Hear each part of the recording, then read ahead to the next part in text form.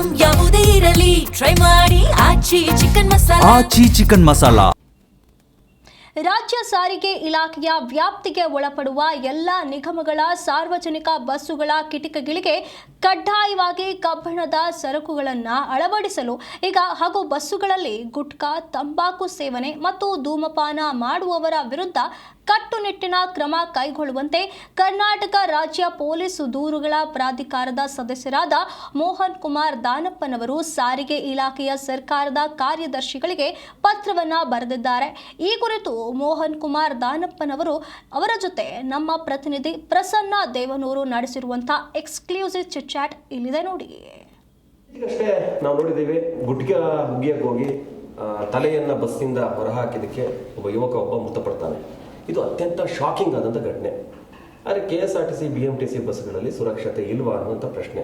ಅದರಲ್ಲೂ ಕೂಡ ಕಡೆಯ ಸೀಟ್ನಲ್ಲಿ ಕೈಯನ್ನು ಹಾಕುವಂಥದ್ದು, ತಲೆಯನ್ನು ಹಾಕುವಂಥದ್ದು, ಈ ರೀತಿ ಗಾಯಗೊಳ್ಳುತ್ತಿರುವಂತಹ ಪರಿಸ್ಥಿತಿ ಮತ್ತೆ ಸಾವನ್ನಪ್ಪುತ್ತಿರುವಂತಹ ಪರಿಸ್ಥಿತಿ ಕೂಡ ಹೆಚ್ಚಾಗ್ತಾ ಇದೆ. ಇದಕ್ಕೆ ಸಂಬಂಧಪಟ್ಟಂತೆ ಪ್ರಮುಖವಾಗಿ ಪೊಲೀಸ್ ದೂರುಗಳ ಪ್ರಾಧಿಕಾರದ ಸದಸ್ಯರಾದ ಮೋಹನ್ ಕುಮಾರ್ ದಾನಪ್ಪ ನಮ್ಮ ಜೊತೆ ಇದ್ದಾರೆ. ಅವರು ಲೆಟರ್ ಬರೆದಿದ್ದಾರೆ KSRTCಗೆ ಮತ್ತು BMTCಗೆ.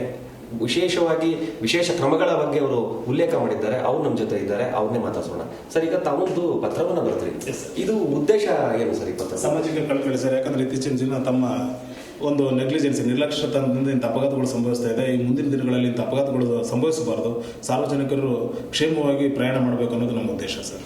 ಸರ್, ಈ ಘಟನೆಯನ್ನು ಗಮನಿಸಿದ ಸಂದರ್ಭದಲ್ಲಿ ತಾವು ಒಂದಷ್ಟು ಅವರಿಗೆ ಸುರಕ್ಷತಾ ಕ್ರಮಗಳನ್ನು ಕಡ್ಡಾಯವಾಗಿ ತೆಗೆದುಕೊಳ್ಬೇಕು ಅಂತ ಹೇಳಿದ್ರಿ. ಏನೇ ಕ್ರಮ ತೆಗೆದುಕೊಳ್ಳಿ ಸರ್? ಕಡ್ಡಾಯವಾಗಿ, ಯಾಕಂದ್ರೆ ಈಗ ನೋಡಿ, ಆ ಒಂದು ಘಟನೆ ನೋಡಿದಾಗ, ಅಪಘಾತವನ್ನು ನೋಡಿದಾಗ ಹಿಂದಿನ ಕಿಟಿಕಿಯಲ್ಲಿ ಇದು ಯಾವುದು ಸೇಫ್ಟಿ ಮೆಜರ್ ಅಂದ್ರೆ ಸುರಕ್ಷತೆ ಯಾವುದು ಕಬ್ಬಿಣದ ಸರಳುಗಳನ್ನ ಅಳವಡಿಸಿರಲಿಲ್ಲ. ಇದು ಒಂದು ಮುಖ್ಯವಾದ ಕಾರಣ ಆಗ್ತದೆ. ಯಾಕಂದ್ರೆ ಆ ಸರಳುಗಳನ್ನು ಅಳವಡಿಸಿತ್ತು ಅಂದ್ರೆ ಅವ್ನು ಪೂರಾ ಬಾಡಿನಲ್ಲಿ ಹೊರಗಡೆ ಹಾಕಕ್ಕೆ ಆಗ್ತಾ ಇರಲಿಲ್ಲ. ಸೊ ಹಾಗಾಗಿ ಆ ಒಂದು ಸರಳನ್ನು ಅಳವಡಿಸದಿರೋದೇ ಇದಕ್ಕೆ ಮುಖ್ಯ ಕಾರಣ ಆಗಿರೋದ್ರಿಂದ ಈಗ ಪ್ರಸ್ತುತ ಸಾರಿಗೆ ಇಲಾಖೆ ವ್ಯಾಪ್ತಿಯಲ್ಲಿ ಬರುವಂಥ ಎಲ್ಲ ಬಸ್ಗಳಲ್ಲಿ ಕಡ್ಡಾಯವಾಗಿ ಕೊನೆಯ ವಿಂಡೋ ಇರ್ಬೋದು ಅಥವಾ ಪ್ರಥಮ ವಿಂಡೋ ಇರ್ಬೋದು, ಕಡ್ಡಾಯವಾಗಿ 3 ಲೈನ್ ರಾಡ್ ಇರುವಂಥದ್ದು ಒಂದು ಕಬ್ಬಿಣದ ಸರಳುಗಳನ್ನ ಅಳವಡಿಸಿ, ಜೊತೆಗೆ ಈ ಕಿಟಕಿಯಿಂದ ಯಾಕೆ ತಲೆ ಹಾಕ್ತಾರೆ ಜನಗಳು, ಒಂದು ಇಂಥ ಗುಟ್ಕಾ, ಒಂದು ಇಂಥದ್ದು ಧೂಮಪಾನ ಇಂಥ ಬಂದ ಸಂದರ್ಭದಲ್ಲಿ ಹೊರಗಡೆ ಹಾಕ್ತಾರೆ. ಇದನ್ನು ಆಗೋದು ಬೇಡ. ಹಾಗಾಗಿ ಈಗ ಕೊಟ್ಪ ಕಾಯ್ದೆಯಲ್ಲಿ ಯಾವುದೇ ವ್ಯಕ್ತಿ ಸಾರ್ವಜನಿಕ ಸ್ಥಳಗಳಲ್ಲಿ ಮತ್ತು ಸಾರ್ವಜನಿಕ ಬಸ್ಗಳಲ್ಲಿ ಗುಟ್ಕಾ, ತಂಬಾಕುಗಳನ್ನು ಹಾಕೋದನ್ನು ಕಡ್ಡಾಯವಾಗಿ ನಿಷೇಧ ಮಾಡಲಾಗಿದೆ. ಇನ್ನು ಮುಂದೆ ಈ ಸಾರ್ವಜನಿಕ ಬಸ್ಗಳಲ್ಲಿ ಯಾರೇ ಗುಟ್ಕಾ, ತಂಬಾಕುಗಳನ್ನು ಧೂಮಪಾನ ಮಾಡಿತ್ತು ಅಂತಂದರೆ ಕಡ್ಡಾಯವಾಗಿ ಈಗ ಅವರಿಗೆ ₹1,000 ಪೆನಾಲ್ಟಿ ಇದೆ. ಆ ಪೆನಾಲ್ಟಿನ ₹1,000 ಪೆನಾಲ್ಟಿನ ಅವ್ರ ಮೇಲೆ ಹಾಕಬೇಕು. ಯಾವುದೇ ರೀತಿ ಹಾಕ್ಕೊಂಡಂತನ್ನು ಪ್ರವೇಶ ಕೊಡಬಾರ್ದು ಸಾರ್ವಜನಿಕ ಬಸ್ಗಳಲ್ಲಿ. ಈ ಒಂದು ಕಟ್ಟುನಿಟ್ಟಾದ ಕ್ರಮಗಳನ್ನು ತಗೊಂಡು ಬರಲಿ ಈ ಸಾರಿಗೆ ಇಲಾಖೆಯಲ್ಲಿ ಅನ್ನೋದರಿಂದ ಮಾನ್ಯ ಸಾರಿಗೆ ಸಚಿವರಿಗೆ ಮತ್ತು ಸರ್ಕಾರದ ಕಾರ್ಯದರ್ಶಿಗಳಿಗೆ ಪತ್ರಗಳನ್ನು ನೀಡಲಾಗಿದೆ ಸರ್. ಮತ್ತೆ ನಿಮಗೆ ಗೊತ್ತಿರ್ಬೋದು, ಸಾರಿಗೆ ಇಲಾಖೆಯಲ್ಲೂ ಕೂಡ ಪೊಲೀಸ್ದ ಒಂದು ವಿಂಗ್ ಇದೆ. ಇದು ಭದ್ರತೆ ಮತ್ತೆ ಜಾಗೃತಿ, ವಿಜಿಲೆನ್ಸ್ ಇದೆ. ಅದು ತಮ್ಮ ಕೆಳಗಡೆನೆ ಬರುತ್ತದು. ತಾವು ಅಲ್ಲಿ ನೇರವಾಗಿ ಬರೆಯೋಕೆ ಎಲ್ಲ ಪವರ್ ಕೂಡ ಇದೆ. ಹಾಗಾಗಿ ಅವರ ಒಂದು ಗಮನಕ್ಕೆ ತಂದು ಅವರು ಈ ಒಂದು ಕೆಲಸವನ್ನು ಆದಷ್ಟು ಬೇಗ ಮಾಡಲಿ ಅಂತ ತಾವು ಕೇಳಿರುವಂಥದ್ದು. ಸರ್, ಖಂಡಿತವಾಗಿ ಇದನ್ನು ರಾಜ್ಯ ಪೊಲೀಸ್ ಮಹಾನಿರ್ದೇಶಕರಿಗೆ ಶೀಘ್ರದಲ್ಲಿ ಅವ್ರಿಗೆ ಭೇಟಿಯಾಗಿ ಅವರು ಕೂಡ ಒಂದು ಪತ್ರ ನೀಡಿದ್ದೇನೆ. ಯಾಕಂದ್ರೆ ಇವತ್ತು ವಿಜಿಲೆನ್ಸ್ ಅವರು ನಮ್ಮ ಪೊಲೀಸ್ ಕೊಟ್ಟ ಕಾಯ್ದೆಯಲ್ಲಿ ಕೂಡ ಅವ್ರ ಮೇಲೆ ದಂಡ ವಿಧಿಸಬೇಕಂದ್ರೂ ಕೂಡ ಪೊಲೀಸ್ನವರಿಗೆ ಅಧಿಕಾರ ನೀಡಿದೆ. ಹಾಗಾಗಿ ಇದನ್ನು ನಿರಂತರ ಕಾರ್ಯಾಚರಣೆ ಮಾಡೋದಕ್ಕೆ ಈಗಾಗಲೇ ಅದನ್ನು ಚರ್ಚೆ ಮಾಡಲಾಗಿದೆ.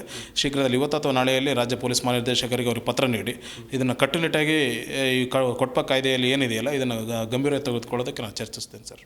ಇಷ್ಟು ಮೋಹನ್ ಕುಮಾರ್ ದಾನಪ್ಪ ಅವ್ರ ಮಾತು. ಏನೇ ಆಗಲಿ, ಅವ್ರು ಬರೆದಿರುವಂಥ ಪತ್ರ ಬಹಳ ಗಂಭೀರವಾದಂಥ ವಿಚಾರ. ಯಾಕಂತಂದರೆ ಬಹಳ ಘಟನೆಗಳು ನಡೀತಾ ಇದೆ. ಕೊನೆಯ ಸೀಟ್ನಲ್ಲಿ ಅಥವಾ ಮುಂಭಾಗದ ಸೀಟ್ನಲ್ಲಿ ತಲೆಯನ್ನು ಆಚೆ ಹಾಕುವಂಥದ್ದು, ಕೈನ ಆಚೆ ಹಾಕುವಂಥದ್ದು, ಅಥವಾ ಅಪಘಾತಗಳಲ್ಲಿ ಈಗ ನೋಡಿ ಪ್ರಾಣವನ್ನೇ ಕಳೆದುಕೊಂಡಂಥ ಘಟನೆಯನ್ನು ನಾವು ನೋಡಿದ್ದೇವೆ. ಈ ನೆಲೆಯಲ್ಲಿ ಈಗಲಾದರೂ ಕೂಡ ಸಾರಿಗೆ ಇಲಾಖೆ ಎಚ್ಚೆತ್ತುಕೊಳ್ಳುತ್ತಾ ಇದಕ್ಕೆ ಸಂಬಂಧಪಟ್ಟಂಥ ಕೆಲಸವನ್ನು ಮಾಡುತ್ತಾ ಅನ್ನುವಂಥ ವಿಚಾರವನ್ನು ನಾವು ಕಾದು ನೋಡಬೇಕಾಗುತ್ತೆ. ಕ್ಯಾಮ್ರಾ ಪರ್ಸನ್ ಶಂಕರ್ ಜೊತೆ ಪ್ರಸನ್ನ ದೇವನೂರ್, ಜಿ ಕನ್ನಡ ನ್ಯೂಸ್, ಬೆಂಗಳೂರು.